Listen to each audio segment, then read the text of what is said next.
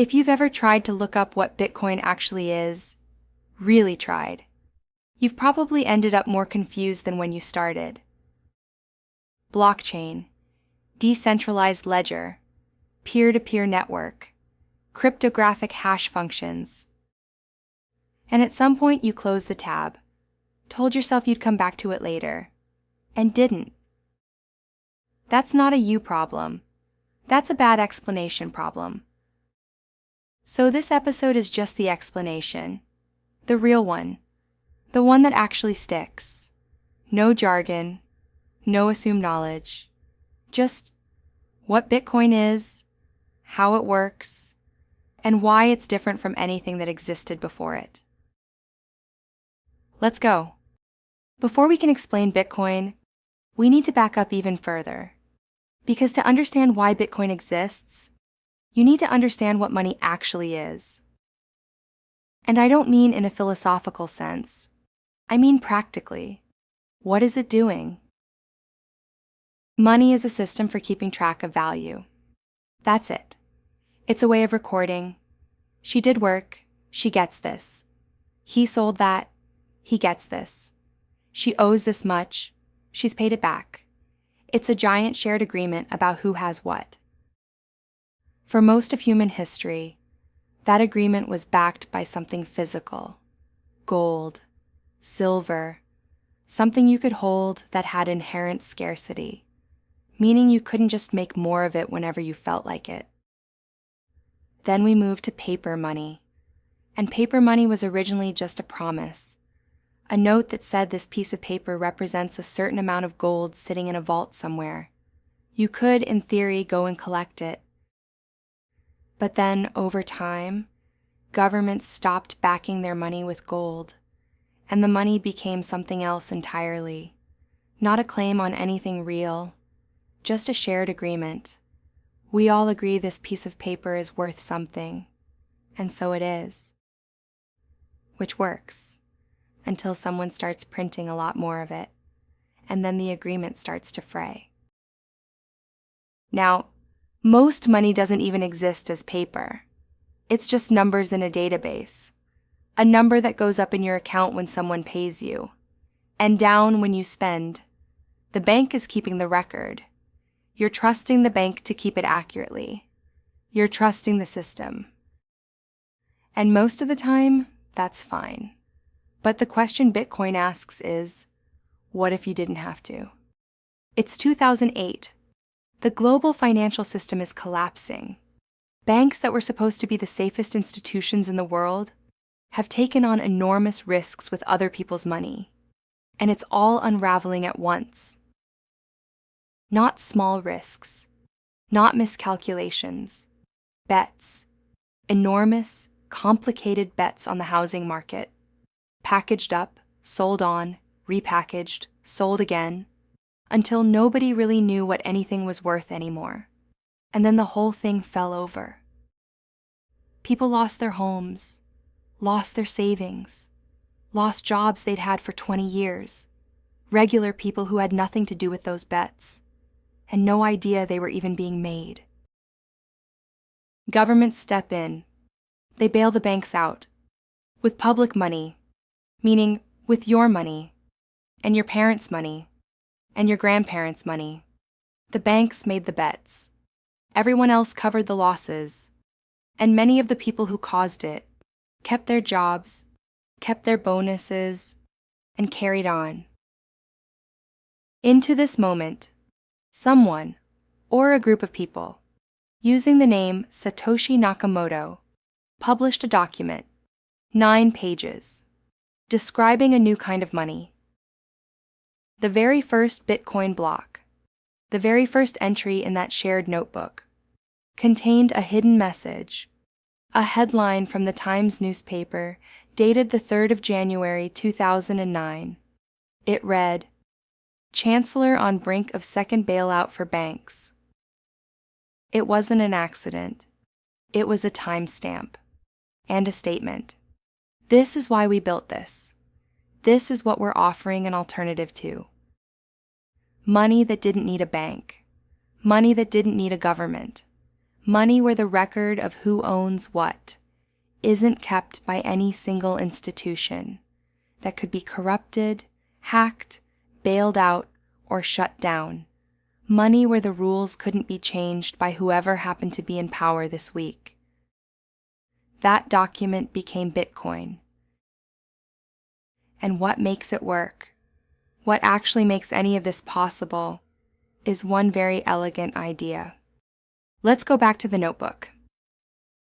In the last episode, we described Bitcoin as a shared notebook. Millions of identical copies, all updating at the same time. Impossible to cheat because you'd have to change all the copies at once. The technical name for that notebook is a blockchain.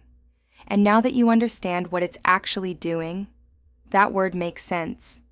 It's a chain of blocks, each block containing a group of transactions, each one linked to the one before it, going all the way back to the very first Bitcoin transaction ever made. Every single one, permanently recorded, publicly visible, impossible to alter. Now, who's keeping all these copies? Who's running all these computers? People, all over the world, running what's called a node, which is just a computer that holds a full copy of the blockchain and checks that every new transaction follows the rules. Nobody's paying them to do this on behalf of a company. There's no company. They're doing it because they believe in the network, or because some of them are miners, which is another thing we'll unpack properly in its own episode. For now, just know, the network is maintained by thousands of independent people, in dozens of countries, none of whom need to trust each other, because the code does the trusting for them. That's the breakthrough, not the technology itself, the fact that it removed the need for a trusted middleman. For the first time, two people anywhere in the world can send value to each other without asking anyone's permission and without trusting anyone but the math. Now, one more thing worth understanding here, because it comes up every time. How do you actually own Bitcoin? If there's no physical coin, if it just lives on this giant public record, what does owning it actually mean? Think of it like a lock and a key. The blockchain is public. Anyone can see every address and how much Bitcoin it holds. But to move Bitcoin from an address, you need the key, a private key, a long string of numbers and letters. That proves you're the rightful owner and authorizes the transaction. Without the key, the Bitcoin doesn't move. Nobody can take it. Nobody can access it. It just sits there, locked, waiting for the person who holds the key. That's what "not your keys, not your coins" means, a phrase you'll hear a lot in this space. If someone else is holding your key on your behalf, like an exchange, they're the ones with access, not you. We'll get into exactly what to do about that in a later episode. For now, just hold that idea. Lock and key. That's ownership. At this point, you might be wondering, okay, but what about all the other ones? Ethereum, Solana, whatever coin was trending last week. Good question. And it's worth being clear about this, because the word crypto gets used to describe thousands of different things, and they are not all the same thing. Bitcoin was first. It's the most tested. It's the most secure. It has the longest track record by a significant margin. And crucially, it has one job: to be money. Specifically, to be a store of value. Something you can hold that doesn't lose its purchasing power over time the way traditional currency can. Other cryptocurrencies do different things. Some are trying to be platforms for building applications. Some are trying to be faster payment systems. Some were created as jokes and somehow became real. Some were created specifically to make their founders rich and disappeared shortly after. This channel is focused on Bitcoin specifically, because Bitcoin is the one with the clearest purpose, the longest history, and the strongest case for being a genuinely different kind of money. Not an investment tip, a different kind of money. That distinction matters, and we'll come back to it. There's one more thing about Bitcoin that's worth understanding today, and it's probably the thing that makes it most different from regular money. There will only ever be 21 million Bitcoin. Ever. That number is written into the code. It can't be changed. Nobody can decide to make more. Not a government, not a company, not the person who invented it.